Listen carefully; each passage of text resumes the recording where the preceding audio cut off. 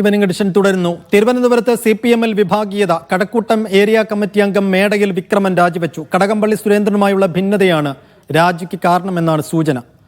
സെയ്ഫ് സൈനുലാബ്ദീൻ വിശദാംശങ്ങൾ നൽകും. സെയ്ഫ്, എന്താണ് രാജിയിലേക്ക് നയിച്ച സാഹചര്യം എന്താണ്?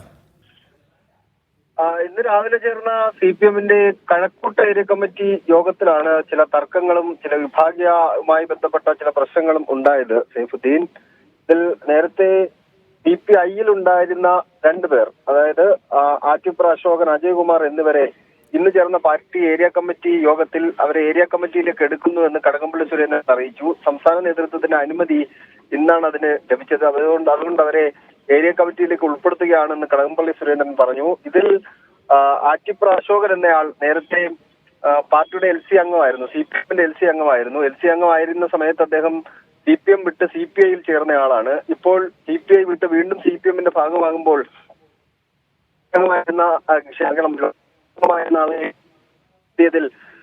മേളയിൽ വിക്രമൻ എതിർപ്പ് രേഖപ്പെടുത്തി. അദ്ദേഹം തിരുവനന്തപുരം കോർപ്പറേഷനിലെ സ്റ്റാൻഡിംഗ് കമ്മിറ്റി ചെയർമാനായി പ്രവർത്തിക്കുകയാണ്. തിരുവനന്തപുരത്തെ ഏറ്റവും പ്രധാനപ്പെട്ട നേതാക്കളിൽ ഒരാൾ കൂടിയാണ് മേടയിൽ വിക്രമൻ.